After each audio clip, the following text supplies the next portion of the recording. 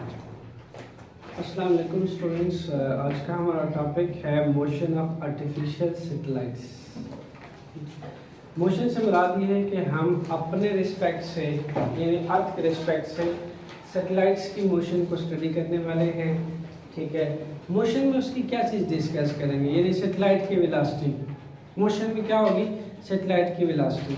इससे पहले तो मोशन किसको बोलते थे? तुम्हारे रिस्पेक्ट से सैटेलाइट अपनी पोजीशन चेंज कर रहा होता है अर्थ के रिस्पेक्ट से। तो जब सैटेलाइट मेरे रिस्पेक्ट से अपनी पोजीशन चेंज कर रहा है, मतलब कि वो मोशन में है। मैं सैटेलाइट की मोशन को स्टडी करना चाह रहा हूँ, सैटेलाइट की वेलोसिटी को स्टडी करना चाह रहा हूँ। तो we are going to study the velocity of satellites. समझ गए? मोशन से मुराद ये कि मैं उसकी वेलोसिटी को डिस्कस करूँगा यहाँ पे अर्थ के रिस्पेक्ट से। ठीक, अब सैटेलाइट होता क्या है भाई? जो आपकी कुरान की बुक है वो लिखती है anything that is orbit around something that is bigger than itself, यानी एक ऐसा प्लैनेट जिसके गिर्द कोई ऑब्जेक्ट रिवॉल्व करे, गर्दिश करे। ठीक है, लेकिन होना ही चाहिए कि जिसके गिर्द वो रिवॉल्व करे उसका मैस जो है वो बिगर होना चाहिए उससे। जैसे सैटेलाइट्स जो हैं जो अर्थ के गिर्द रिवॉल्व करते हैं, ठीक है, अर्थ का मैस उनके बहुत ज़्यादा बिगर होता है। तो जो सैटेलाइट्स होते हैं वो अर्थ के गिर्द ऑर्बिटिंग करते रहते हैं, रिवॉल्व करते रहते हैं। ठीक हो गया? तो क्या कहा कि anything that orbiting revolve around, किसके अराउंड? किसी ऐसी चीज के अराउंड जिसका मैस उससे बहुत ज्यादा बिगर हो। जबकि यहाँ पर सैटेलाइट जो कि नेचुरल भी होता है, जो कि आर्टिफिशियल भी होता है। सैटेलाइट्स के दो टाइप्स हैं, एक नेचुरल एक आर्टिफिशियल। नेचुरल वो जो दुनिया जब से अल्लाह ताला ने बनाई है तब से नेचुरल सैटेलाइट्स अल्लाह ताला ने कुछ बना दिए। अर्थ को सैटेलाइट है वो किसी प्लेनेट के गिर्द रिवॉल्व कर रहा है, सिमिलरली सन के गिर्द अदर प्लैनेट्स रिवॉल्व कर रहे हैं। मून भी किसी रिस्पेक्टिव सैटेलाइट नेचुरल सैटेलाइट के गिर्द रिवॉल्व कर रहा है। ये तमाम के तमाम क्या है? Natural satellites. Sun, moons, earth, planets ये तब बनाए गए थे जब ये जमीन बनी थी, अल्लाह ताला ने इस कायनात को बनाया था। तो ये सारे के सारे क्या है? Natural satellites. कैसे सैटेलाइट्स? Natural satellites. और जिस सैटेलाइट को मैन मेड किया गया हो, मैन मेड सैटेलाइट, मसनूई तौर पे तैयार किया गया हो, इंसान ने तैयार किया हो, साइंटिस्ट ने, इंजीनियर्स ने तैयार किया हो, ऐसा सैटेलाइट कहलाता है artificial satellites, man made satellites. ठीक है, मैन मेड सैटेलाइट्स जितने भी हैं वो आपके पास आर्टिफिशियल सैटेलाइट्स कहलाते हैं, जिनमें आपके आ जाते हैं communication satellites, like GPS system. आपका आप मोबाइल का अगर मैप ऑन करते हैं तो ये कम्युनिकेशन सैटेलाइट ये जो आपको अपने लैंड का, अपनी पोजीशन के लिहाज से उस जगह का वेदर बता देता है, वहाँ की लोकेशन बता देता है, street, sector, each and everything आप कैसे जो है वो नो हाउ कर लेते हैं कम्युनिकेशन सैटेलाइट से। कम्युनिकेशन सैटेलाइट्स जो हैं वो अर्थ के गिर्द ऑर्बिटिंग करते रहते हैं। यही वजह है कि आप जहां मौजूद होते हैं उस जगह की लोकेशन आप कम्युनिकेशन सैटेलाइट से with in a few seconds जान लेते हैं। इसके अलावा आप जहां जाते हो, इवन कि आपको किसी जगह पे जाना हो, देन आप मैपिंग का इस्तेमाल करते हैं। मैपिंग पे आप किसी भी जगह पे ट्रैवल करते हैं तो मैप आपके साथ साथ ट्रैवल कर रहा होता है। कैसे मुमकिन होता है कि आपका जो कम्युनिकेशन सैटेलाइट है वहाँ से एंड थ्रू आप जो है वो एक ग्लोबल पोजीशनिंग सिस्टम ले रहे होते हैं जो आपको एग्जैक्ट पोजीशन बता रहता है कि आप इस वक्त कहाँ हैं, और जिस जगह को आपने जो टारगेट सेट किया होता है वहाँ भी आपको कम्युनिकेशन सैटेलाइट के थ्रू सेंड करके आप मैपिंग को वहाँ जा सकते हैं। तो ये सारे के सारे कैसे सैटेलाइट्स हैं? आर्टिफिशियल सैटेलाइट्स हैं, जिनको भेजा जाता है स्पेस में, और ऐसे आर्टिफिशियल सैटेलाइट स्पेस में अर्थ के गिर्द रिवॉल्व करते हैं, ऑर्बिटिंग करते हैं, जिनको कम्युनिकेशन सैटेलाइट्स भी हैं, जिनमें जियो स्टेशनरी सैटेलाइट्स हैं, जिनमें जीपीएस सिस्टम सैटेलाइट्स हैं। सारे के सारे क्या हैं? ये सारे के सारे आपके पास जो है वो आर्टिफिशियल सैटेलाइट्स हैं। जैसा कि अगर आप करवान की बुक को चेक करें तो उसमें आपको एक एग्जांपल दी गई है, दैट इज जीपीएस। ठीक है, जीपीएस सैटेलाइट्स कैसे सैटेलाइट्स होता है, इससे आता है global positioning system. Global positioning system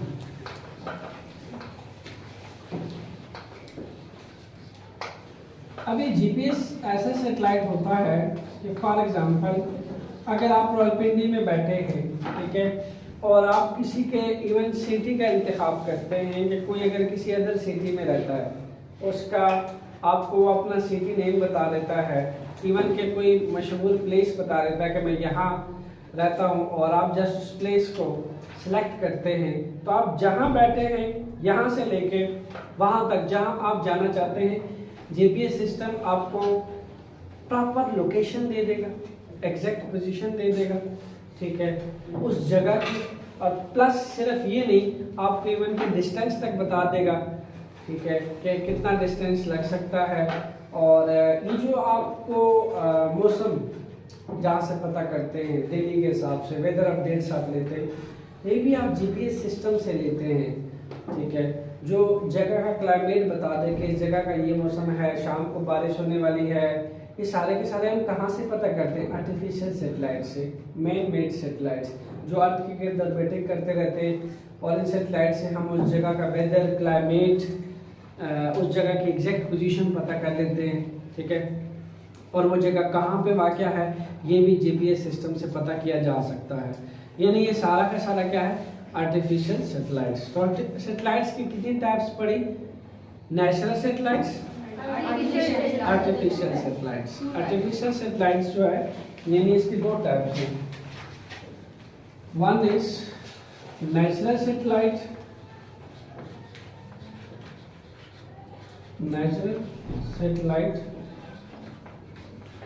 and part 2 is artificial satellite.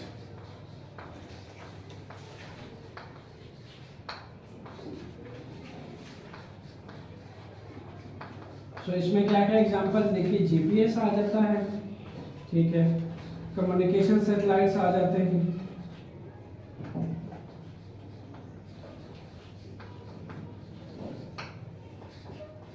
जिसे हम कम्युनिकेट करते हैं एक जगह से दूसरी जगह।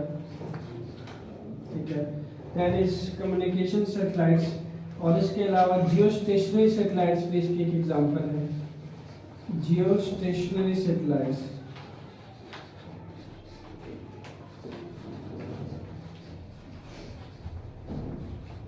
ठीक है, हमारे पास GPS, number 2 communication satellite, number 3 geostationary satellites. These are the artificial satellite. Natural satellites में आपके पास अर्थ है, that is orbiting around the sun. ठीक है, अर्थ जो है वो एक नेचुरल सैटेलाइट्स है। Similarly, moon orbiting around the earth, so moon is the natural satellites. Rest of the other planets orbiting around the sun, that is also natural satellites. ये अल्लाह ताला ने बनाए हैं जब इस कायनात को बनाया था। ये तमाम के तमाम अर्थ, मून, ये डिफरेंट एक्सिस पे जो ऑर्बिटिंग हो रही है, और सन की, ठीक है, ये सारे के सारे आपके क्या हैं, ये सारे के सारे नेचुरल सैटेलाइट्स हैं, और ये आपके आर्टिफिशियल सैटेलाइट्स हैं। These are the man made satellites. है we are interesting to study the motion of artificial satellites के आर्टिफिशियल सैटेलाइट जो है वो किस वेलोसिटी से मूव करता है, हमने वो स्टडी करना है। ये तो आपने दो टैब्स पढ़ ली। अब होता क्या है कि आपके पास एक फार्मूला आपने पढ़ रखा है, वो क्या है, कल भी आपने पढ़ा था, ग्रेविटेशनल एक्सेलरेशन। ठीक है, तो किसके बराबर होता है, आपने कहा था कि जनाब ये बराबर होता है कैपिटल G_mE/r²। इसका मतलब ये है कि अगर मैंने किसी चीज़ को, ऑब्जेक्ट को अर्थ के साथ जो है वो कांटेक्ट में रखा हुआ है, और मैं अर्थ की फील्ड में रख के किसी ऑब्जेक्ट को अर्थ से दूर फेंकना चाहता हूँ, तो डेफिनेटली उसका आर बढ़ता है और जी जो है वो कम होना स्टार्ट हो जाता है। लेकिन फील्ड के अंदर रहते हुए ग्रेविटी मौजूद होती है, जो ऑब्जेक्ट को अर्थ के सेंटर की तरफ खींच रही होती है। ठीक है, तो यहाँ अब जो सिचुएशन आ रही है इस इक्वेशन के अकॉर्डिंग, सैटेलाइट के मास पे ग्रेविटेशनल एक्सेलरेशन डिपेंड नहीं करता। कल भी हमने बात की थी, ये डिपेंड करता है उस प्लेनेट के गिर्द, जिस प्लेनेट के गिर्द सैटेलाइट ने रिवॉल्व करना होता है। ठीक है, अब अर्थ के गिर्द आर्टिफिशियल सैटेलाइट जब रिवॉल्व करेंगे तो सैटेलाइट के मास से जी पे कोई फर्क नहीं पड़ता, बल्कि मास ऑफ द अर्थ से जी पे फर्क पड़ता है। ठीक है, ये मास ऑफ द अर्थ पे डिपेंड करता है जी, और प्लस उस रेडियस पे या उस हाइट पे जिस एल्टीट्यूड पे सैटेलाइट ने जाना है। ठीक, अब यहाँ दो खदशे हैं। अगर तो आप इसको सैटेलाइट को बहुत हाई स्पीड से थ्रोन करते हैं, बहुत हाई स्पीड से इसको लेके जाते हो, तो हाई स्पीड से लेके जाने का हादसा क्या है कि ये ग्रेविटेशनल फील्ड को स्किप करते हुए बाहर निकल जाए। मेरी बात समझ रहे और कभी वापस ना आए। और सुनिएगा, फॉर एग्जाम्पल यहाँ तक, ठीक है, और ये मेरे पास एक इमेजिनरी पाथ है। सपोज किया ये आपके पास सैटेलाइट है, ठीक है, जो मूव कर रहा है ऐसे। अब अगर मैं इसको, इस सैटेलाइट को बहुत ज़्यादा हाई स्पीड से रिवॉल्व करने को बोलूँ, very high speed, what will happen, ये आपके ग्रेविटेशनल फील्ड को स्किप करता हुआ बाहर निकल जाएगा, फील्ड को क्रॉस कर जाएगा। ये जब ये फील्ड को क्रॉस कर जाएगा, it will never comes back to earth. जाहिर है ग्रेविटी की वजह से तो ऑब्जेक्ट नीचे को आते हैं, अगर तुम ग्रेविटेशनल फील्ड को ही क्रॉस कर दो तो फिर तो ऑब्जेक्ट कभी नीचे नहीं आएगा। सो अगर मैंने ऑब्जेक्ट को रिवॉल्व करवाना है, देयर इज समथिंग एल्स, फिर हाई स्पीड ना सही, फिर इसको जरा स्लो स्पीड से ट्राई कर लेते हैं। अगर जैसा कि आपको मैपिंग में दिखाया गया है डायग्राम में, ठीक है, कि अगर तुम इसको बहुत हाई स्पीड से लेके जाते हो तो ये तो बिल्कुल जनाब ऐसे बिल्कुल बाहर निकल जाएगा, out of the path, gravitational field से बाहर निकल जाएगा। This is for what, very high speed, very high speed. समझ गए? अच्छा, अब हम कहते हैं कि आपके पास एक स्लो स्पीड है। सपोज करें कि सैटेलाइट को ऑर्बिटिंग करवाने के लिए, ठीक है, कम्युनिकेशन सैटेलाइट के तौर पर रखने के लिए स्लो स्पीड से थ्रो करते हैं। अब क्या होगा भाई, अगर आप स्लो स्पीड से थ्रो करो तो एक बहुत स्ट्रांग ग्रेविटेशनल फील्ड है, यानी बड़ी स्ट्रांग ग्रेविटेशनल एक्सेलरेशन है। जैसे ही आप इसको स्लो स्पीड से थ्रो करोगे, ग्रेविटेशनल फील्ड कचक करके अर्थ के सेंटर की तरफ सैटेलाइट को खींच लेगा और सैटेलाइट अर्थ के ऊपर फॉल कर जाएगा। मेरी बात समझ रहे हो? yes, मैंने आपसे कहा कि अगर तुम इसको स्लो स्पीड से थ्रोन करते हो, ये थोड़ा सा आगे जाएगा और अर्थ के ऊपर गिर जाएगा ऐसे, it will fall on to the earth, क्योंकि ये जो बड़ी स्ट्रांग ग्रेविटेशनल फील्ड है ये सैटेलाइट को कचक करके नीचे खींच लेगी और सैटेलाइट अर्थ जमीन पे गिर जाएगा। सो हमें क्या करना है, एक दरमियाना रास्ता इख्तियार करना है, ना बहुत हाई स्पीड ना बहुत स्लो स्पीड, बल्कि एक मीडियम स्पीड रखनी है। ठीक, एक टेंजेंशियल वेलोसिटी की स्पीड, इसको कहते हैं हम टेंजेंशियल वेलोसिटी, या फिर ऑर्बिटल स्पीड रखनी है। दरमियान की ऑर्बिटल स्पीड रखनी है जो इस सैटेलाइट को सर्कुलर पाथ में घुमा सके। एक ऐसी वेलोसिटी का इंतखाब करना है, ठीक है। अब ऐसी वेलोसिटी का इंतखाब करते हुए जब इस सैटेलाइट को मैं ऐसे दरमियान वाली स्पीड से लेके आऊंगा तो क्या होना स्टार्ट हो जाएगा, यही सैटेलाइट सर्कुलर पाथ में ऑर्बिटिंग करना शुरू कर देगा, क्योंकि जिस वेलोसिटी से मैंने इसको थ्रोन किया होगा वो वेलोसिटी यानी टेंजेंशियल या ऑर्बिटल वेलोसिटी इसको नेसेसरी सेंट्रीफ्यूगल फोर्स प्रोवाइड कर देगी, जिससे ये ऑर्बिट जो है सैटेलाइट इस ऑर्बिट के अंदर घूमना शुरू कर देगा, रिवॉल्व करना शुरू कर देगा, लाइक दैट। ये अब इसी मदार में घूमता रहेगा, बिल्कुल ऐसे आएगा और घूमता रहेगा। It will now successfully orbiting around the earth. समझ गए? It will now successfully orbiting around the earth. In the velocity at which it orbiting is known as orbital velocity या orbital speed. समझ गए? The velocity at which orbiting around the earth is known as orbital speed और orbital velocity. समझ गए? जिस speed से, जिस रफ्तार से इसने जाना है वो ऑर्बिटल वेलोसिटी कहलाएगी, क्योंकि इस ऑर्बिटल वेलोसिटी ने इसको क्या दिया? Centripetal force. गुड। तो यहाँ पे दो फोर्सेस लगी, कौन सी वाला? First one is gravitational force. भाई ग्रेविटेशनल फोर्स तो है, मैंने दरमियान की स्पीड रखी है, यहाँ ग्रेविटी वेनिश नहीं हुई, ग्रेविटी मौजूद है, ठीक है। ये सैटेलाइट एक तरह का अर्थ के ऊपर फॉल करता है, ऐसे जमीन पे गिर रहा होता है, लेकिन क्या होता है कि जैसे जैसे जमीन पे गिरने लगता है अर्थ का कर्वेचर चेंज होता है, अर्थ के कर्वेचर के साए में रह के इसको फिर एक फाइनली सेंट्रीपिटल फोर्स मिल जाती है और फिर ये फाइनली ऑर्बिटिंग करना स्टार्ट कर देता है। ग्रेविटी इसको खींच रही होती है, ये फॉल कर रहा होता है ग्रेविटी की वजह से अर्थ के ऊपर, लेकिन जितना जितना इसका अपना कर्वेचर चेंज होता है अर्थ का कर्वेचर भी इनर की तरफ जाता है और फाइनली इसको फिर एक सर्कुलर पाथ मिल जाता है या ऑर्बिटिंग पाथ मिल जाता है, जिससे ये सर्कुलेट करना शुरू कर देता है या ऑर्बिटिंग करना शुरू कर देता है। तो फर्स्ट ऑफ ऑल जो पहली इक्वेशन में लिखूंगा इसके लिए, दैट इज ग्रेविटेशनल फोर्स। कैसी वाली? सैटेलाइट अर्थ को अपनी तरफ खींचेगा, अर्थ सैटेलाइट को अपनी तरफ खींचेगी। ज्यादा अच्छा कौन किसको खींच पाएगा? डेफिनेटली अर्थ सैटेलाइट को। ये तो आपको एक्सेलरेट करने से रहा, because mass of earth is very very bigger, mass of satellite is nothing corresponding to earth, so that's why this one is bigger. So equation 1 लिखते हैं इसके लिए, F is capital G mass of earth, ठीक है, and mass of S, mass of satellite divided by r square, divided by r square। यहाँ आपको याद रहे एक mass of earth है, एक mass of satellite है, this one is equation 1, और ये क्या है? Newton law of gravitation. क्या ये?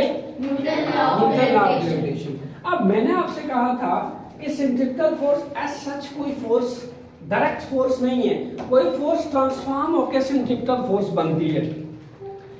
सैटेलाइट ने अर्थ को खींचा, अर्थ ने सैटेलाइट को खींचा, व्हाट विल नाउ? अब ग्रेविटेशनल फोर्स बनने वाली है centripetal force. Gravitational force will now transform into centripetal force because centripetal force keep that satellite to orbiting around the earth। Clear हुआ? सेंट्रीपिटल फोर्स इस सैटेलाइट को orbiting करने पे मजबूर करेगा। ग्रेविटेशनल फोर्स तो खींच रही है ना सिर्फ, बट जो ग्रेविटेशनल फोर्स है it will now finally transform into centripetal force because this satellite, artificial satellite, need a circular orbit. In circular orbit, we have a force like centripetal force that pulls the object to move around in a circular orbit. समझ गए? So we have a centripetal force. Fc mv square by r. याद रहे आपको Fc and Fg, gravitational force and centripetal force, both will be in equal magnitude. Both will be in equal magnitude. So that's why they are equal. So we can compare these two forces. Gravitational force centripetal force में कितनी transform होगी जानते हैं आप? जितना दोनों में gravitational force की अट्रैक्शन होगी उतनी वो सेंट्रीपिटल फोर्स में ट्रांसफॉर्म हो जाएगी। So both are equal. तो अगर ये दोनों फोर्सेस इक्वल है then I can compare it.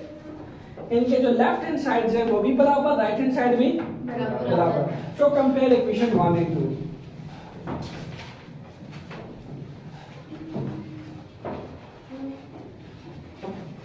भाई जहां पे आप बात करोगे सर्कुलर पाथ्स की, वहां पे सेंट्रीपिटल फोर्स ने आ जाना, because centripetal force is the one who keeps the body, वो push the body to move in a circular path। याद रखिए। So हम ये कह सकते हैं कि Fg is equal to Fc, so I can write Gme, just put the value इसके लेफ्ट हैंड साइड बराबर है तो राइट हैंड साइड में इक्वल होंगे, GME MS by R square. समझ गए? सिमिलरली हमारे पास यहाँ पे MV स्क्वायर बाय R, ठीक है। सिंपल यहाँ क्या हो जाएगा, एक R ये वाला इस वाले R से कैंसिल हो जाएगा, यानी एक R रह जाएगा। इसी हिसाब से ये भी मास ऑफ सैटेलाइट है, ये भी मास ऑफ सैटेलाइट है, ये दोनों भी कैंसिल हो जाएंगे। रिमेनिंग क्या रह जाएगा, V square capital G capital ME और R, ये वैल्यूज रह जाएंगी। समझ रहे हैं? Yes sir. सो हमारे पास जो V स्क्वायर है वो इक्वल हो जाएगा GME divide by R। Yes. So अगर आप स्क्वायर रूट को खत्म करना, स्क्वायर को खत्म करना चाहते हैं, देन नीड स्क्वायर रूट, ठीक।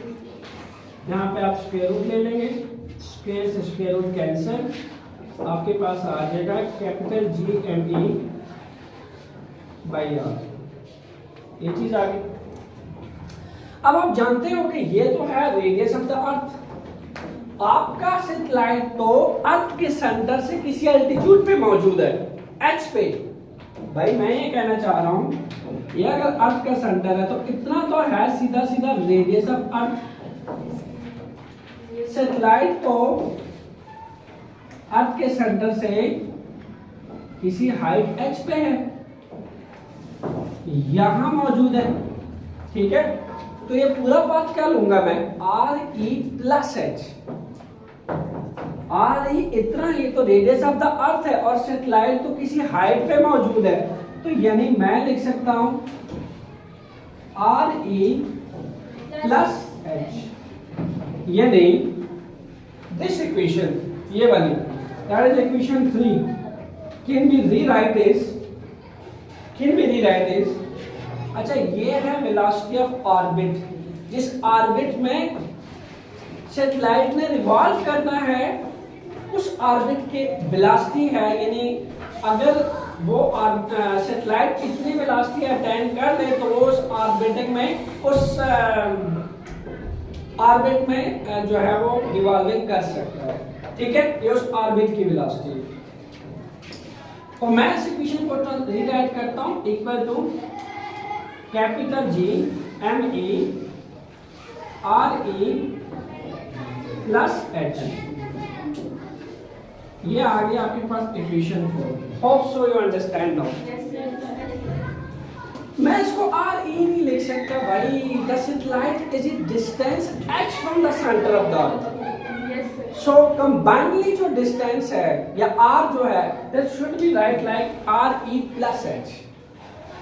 Satellite is not lying on the surface of the earth, it is above from the earth, so that's why the final equation will become RE plus H। Clear हो? ये बात सुन लीजिए। अब मैं आपसे कह रहा हूं कि क्या है, VO is what?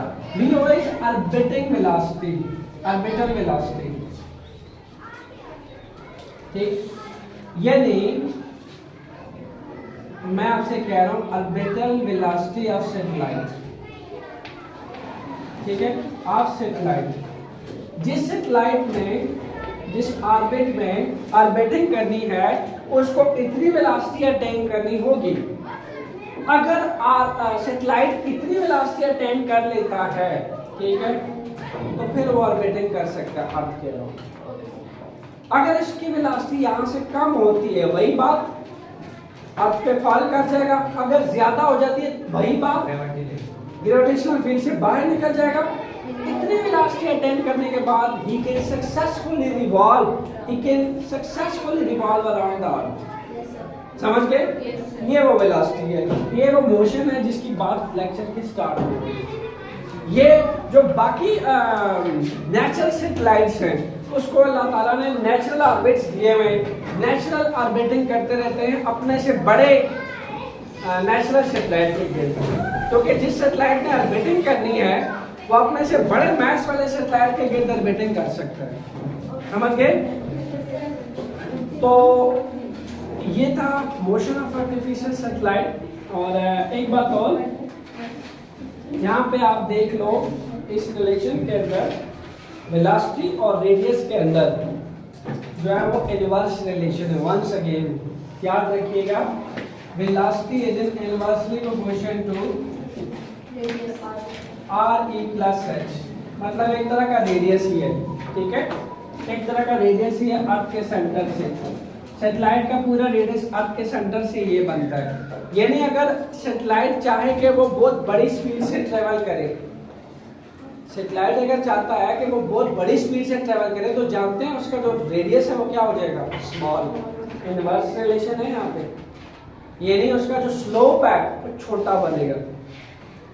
इसी हिसाब से अगर वो जो है वो स्लो वेलोसिटी से जो है वो कम स्पीड से मूव करना चाहता है तो उसका रेडियस बड़ा बनेगा। यहाँ एक इंटरेस्टिंग इंफॉर्मेशन आपको मिल रही है। तो यही वजह है कि अगर दो सैटेलाइट आते हैं और सेम ऑर्बिट में मूव करते हैं, ठीक है, तो ये कहता है कि क्या एक सैटेलाइट दूसरे सैटेलाइट को कैच कर सकता है सेम ऑर्बिट में मूव करते हुए? द आंसर इज नो, क्योंकि अगर एक हैवी सैटेलाइट मूव कर रहा है, एक लाइटर सैटेलाइट मूव कर रहा है, तो उसके लिए जी की वैल्यू पे कोई फर्क नहीं पड़ना है, क्योंकि जी की वैल्यू तो मैस ऑफ द अर्थ पे डिपेंड करते हैं, सैटेलाइट के बड़े छोटे होने पे तो डिपेंड कर ही नहीं करती। इसलिए अगर कोई हैवियर सैटेलाइट है, बहुत बड़ा मैस है उसका, उससे ग्रेविटेशनल फील्ड पे कोई असर नहीं पड़ना।